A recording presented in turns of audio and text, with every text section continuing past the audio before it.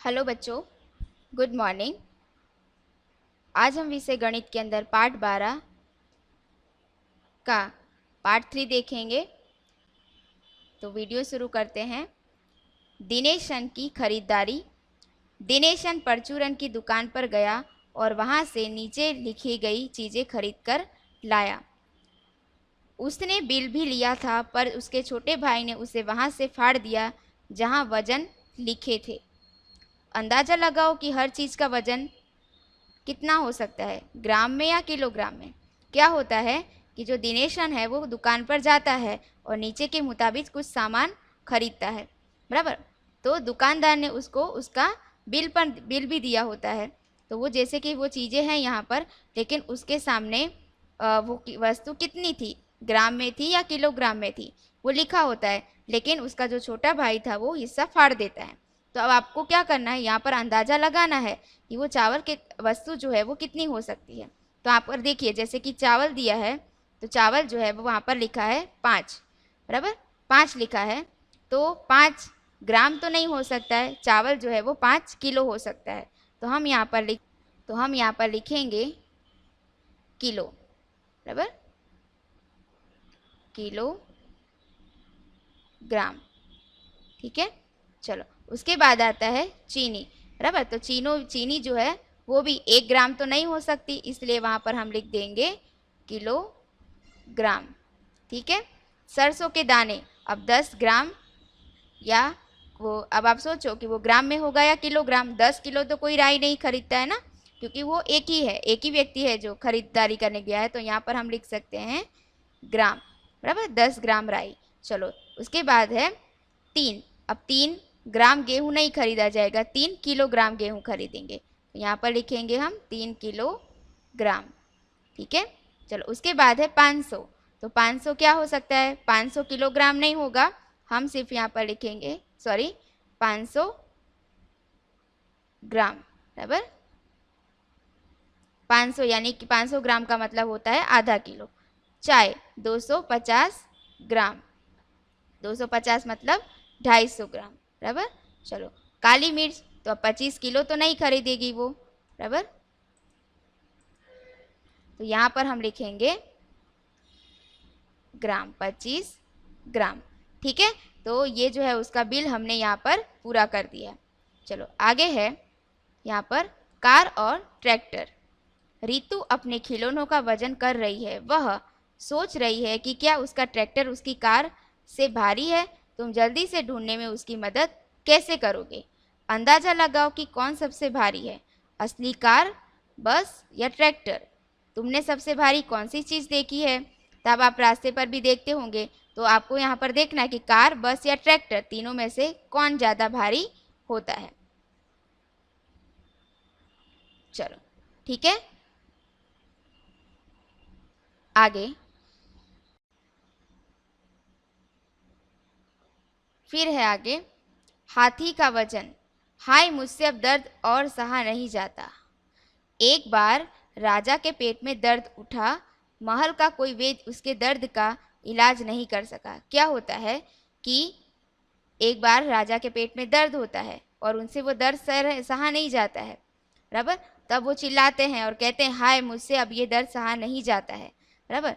बहुत सारे वैद्य आते हैं, लेकिन उनका दर्द का इलाज कोई भी कर पाता नहीं है। तब राजा ने कहा, जो कोई मेरे जो कोई मेरे पेट के दर्द को दूर करेगा, उसे इनाम में हाथी के वजन के बराबर सोना दिया जाएगा। वाह, राजा ने क्या कह दिया कि जो भी कोई व्यक्ति मेरे पेट के दर्द को खत्म कर देगा, बराबर, मैं उसको एक हाथी का जितना भी वजन होगा उतने वजन के बराबर मैं उसको सोना दूंगा, ऐसा। यह सुनकर देश भर के डॉक्टर इकट्ठे हो गए, पर केवल डॉक्टर वेदिका ही इलाज कर पाई। क्या होता है, अगर एक हाथी के वजन का सोना किसी को भी दिया जाए तो वो कोशिश करने से वो एक बार कोशिश जरूर करेगा, बराबर। तो इसलिए सब उस सोने को लेने के लिए उस देश के सारे डॉक्टर वहां पर इकट्ठे हो जाते हैं। ओह बढ़िया, मेरा दर्द बिल्कुल गायब हो गया, धन्यवाद डॉक्टर वैदिका। तो क्या अब मुझे मेरा इनाम मिलेगा महाराज, वैदिका पूछती हैं। तो लेकिन लालची राजा उसको इनाम नहीं देना चाहता था। उसने एक चाल चली। क्या होता है कि वो जो राजा था वो थोड़ा लालचू भी था, इसलिए वो एक चाल चलता है। अच्छा, पहले एक हाथी का वजन करवाओ, फिर मैं तुम्हें उसके बराबर सोना दूंगा। वो क्या कहता है, क्योंकि तुम पहले तो एक हाथी का वजन तो करवाओ कि हाथी का वजन कितना होता है, तब मैं तुम्हें उसके बराबर तुम्हें सोना दूंगा। क्या होता है, तो डॉक्टर वैदिका जब घर पहुंची तो बहुत उदास थी। उसने अपनी बेटी को सारी बात बताई, बराबर, क्योंकि अब राजा है तो उनके सामने कोई इतना बोल भी नहीं सकता था, इसलिए वो उदास होकर घर जाती हैं और अपनी बेटी को सारी बात बताती हैं, बराबर। चलो, और वो क्या कहती हैं कि मैं एक हाथी का वजन कैसे करवा सकती हूँ, इतनी बड़ी तराजू कहाँ से ले आऊँ मैं, बराबर। वो अपनी बेटी से कहती हैं कि एक हाथी का वजन तो कितना बड़ा होता है, मैं उसको कैसे उसका वजन कैसे करवा सकती हूँ, और इतना बड़ा मैं तराजू कहाँ से लाऊंगी। तो उसकी बेटी कहती है, तुम चिंता मत करो माँ, मुझे एक तरीका सूझा है। राजा से कहो कि वह एक हाथी और एक बड़ी नाव का इंतजाम करे, बराबर। वो बेटी क्या कहती है कि आप चिंता मत करो माँ, आप अपने राजा से कहिए कि वे जो है एक हाथी और एक बड़ी नाव का इंतजाम करें। चलो, अब आगे क्या होता है। अगली सुबह डॉक्टर वैदिका ने राजा को नदी के किनारे बुलाया। राजा एक हाथी और बड़ी नाव के साथ वहां पहुंचा। चलो, मुझे लगता है कि वह पागल है, वह हाथी का वजन नाव के साथ कैसे करेगी, बराबर। राजा ये सोचते हैं कि वो लगता है कि वो पागल है ना, हाथी के अंदर वह जो है नाव के अंदर हाथी का वजन कैसे किया जाएगा, बराबर।